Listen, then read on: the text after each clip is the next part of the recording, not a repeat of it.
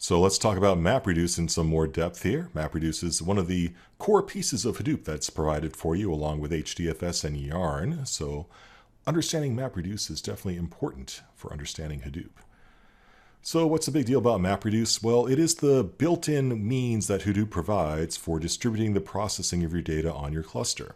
So its job is to divide all your data up into partitions that can be processed in parallel across your cluster.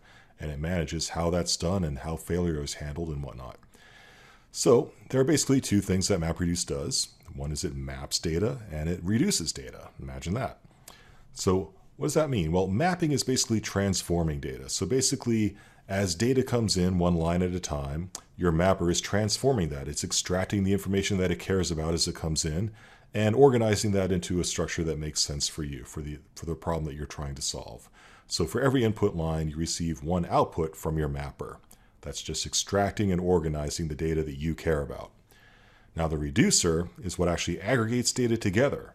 So you can, when you map data, you associate your data with a certain key value, something that you care about that you want to aggregate on. And we'll look at some examples of this later on to make it a little bit more real. But basically, mappers are what transform your data and reducers are what aggregates your data. And these are functions that you provide in some programming language that do whatever you want. And by being creative with how you fit these things together, you can actually solve a very surprisingly large variety of analysis problems.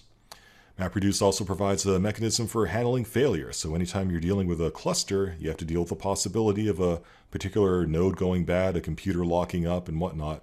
And MapReduce provides means of dealing with that we'll talk about in more depth. So let's make it real with an example. Let's say we're dealing with our movie lens dataset again, that dataset that we have of users rating movies on 1 to 5 stars. And we had that 100,000 rating dataset that we played with before.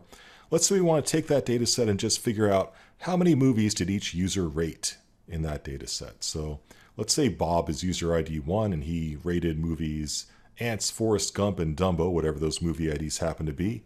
And Sally is maybe user ID 2, and she rated The Lion King, Nemo, and Toy Story, whatever those movie IDs happen to be. So we want to figure out, okay, in the end, Bob rated 3 movies and Sally rated 3 movies. That's our objective here.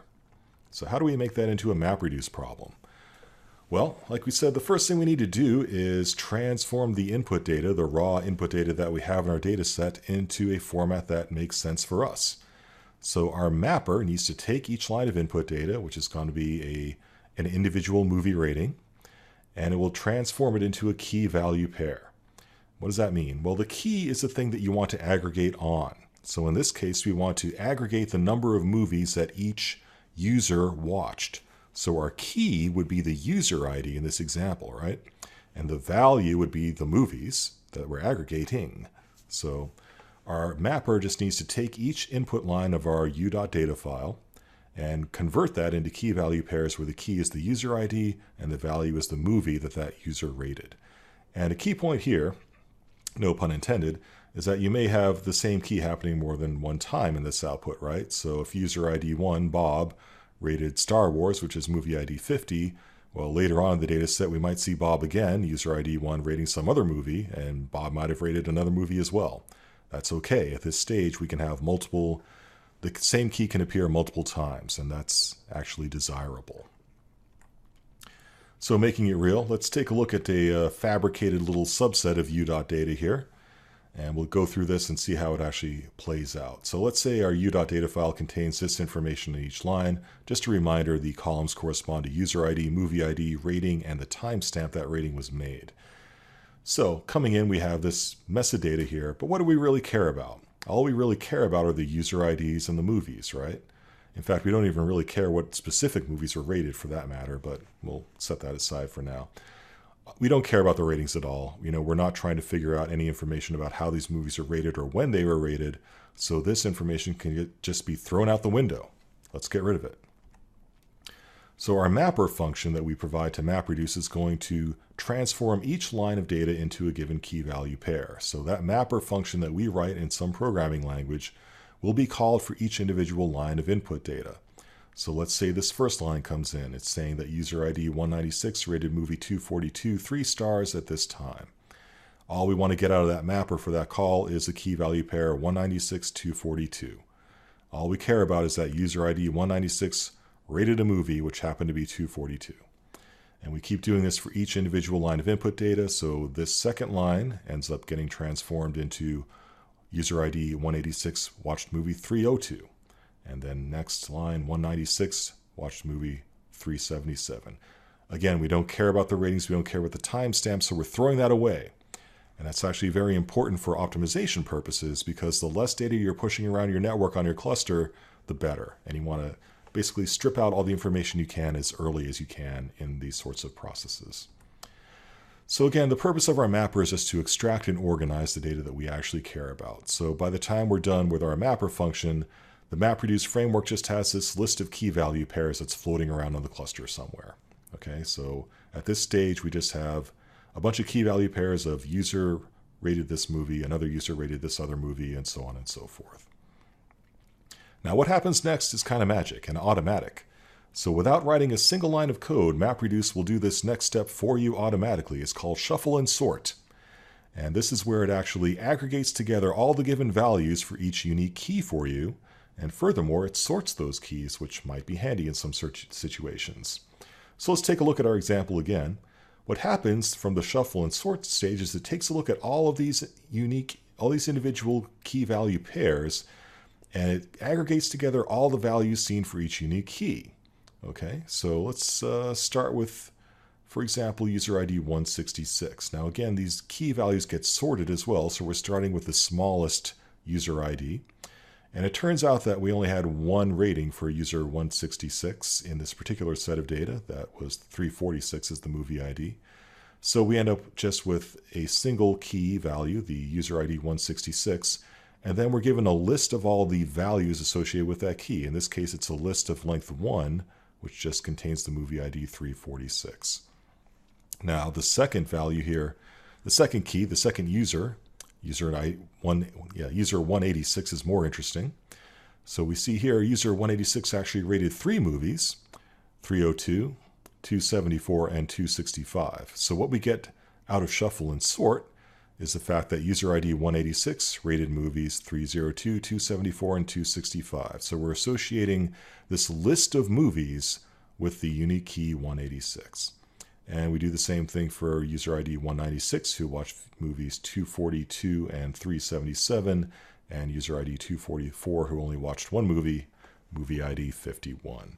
So you can see how this can be a little bit powerful, especially when you're thinking about it in terms of a massive data set that's running across an entire cluster. Remember, different mappers might be just processing different chunks of data. So all the ratings for user ID 186 might actually be coming from mappers on completely different computers. The power of MapReduce is that it will aggregate all those values together across the entire cluster for you and put them all together in one spot where you can process them together. And that's exactly what your reducer does. So given this output from shuffle and sort, basically the list of all values associated with a given key, your reducer is a bit of code that you provide that decides what to do with it to provide your output. So in this example, maybe we just receive a list of movies that's called movies, and we call some operator len on it to get the length of that list. So if this is all our reducer did, it would produce the output that we want. So for example, coming into our reducer, your reducer gets called once for each unique key, and it might be called, again, split up across an entire cluster. So you might have your reducer may be running in parallel across many computers, where each individual reducer is responsible for a given set of keys. But for each individual key, a reducer somewhere will be called once. So for example, we get called for user ID 166, and that receives a list of movies that just has one thing in it. So we end up with a output of 166. User ID 166 watched one movie. User ID 186 receives this list of 3 movie IDs, and if we just count up the number of movies, we end up with 186 watched 3 movies, and 196 watched 2 movies, and 244 watched 1 movie. So conceptually, that's how a MapReduce job would work to solve this particular problem. So let's put it all together, see it all in context. So again, we start with our raw input data. This is the contents of our u.data file from the movie lens dataset. Our mapper transforms each individual line of that into a key value pair. So in this case, the key will be the user ID, the value will be the movie ID for each individual rating. Shuffle and sort will put together all the given movies for each unique user and sort those users for us. So we end up with this from this example, where we just have a list of user IDs associated with the list of keys associated with each, the list of movie IDs associated with each user ID. And our reducer can then process each incoming list of values, each incoming list of movies, however it wants. We've chosen to just count up how many items are in the list, and we end up with a final result of the user ID and the number of movies that were rated by that user. Now, sit and stare at this if you need to. If you understand this slide, you understand MapReduce. Okay, it's really just that simple. So hit pause and stare at this until it sinks in, okay? Now, I do want to point out, too, that you might have noticed that the actual movies that were rated don't matter. All we care about are the counts. So, our mapper could conceivably have just output anything for the movie ID as long as it's some value. All we do is count them up in the end. So I could just as easily have had a mapper that just output the key value of the user ID and maybe the number 1 or, some constant value. It doesn't really matter what it is, because the actual information of what those movie IDs were just gets discarded. So, sometimes there are little optimizations you can do like that as well. All right, so that's how MapReduce works conceptually. Let's talk in a little bit more depth about what's going on under the hood in our next lecture.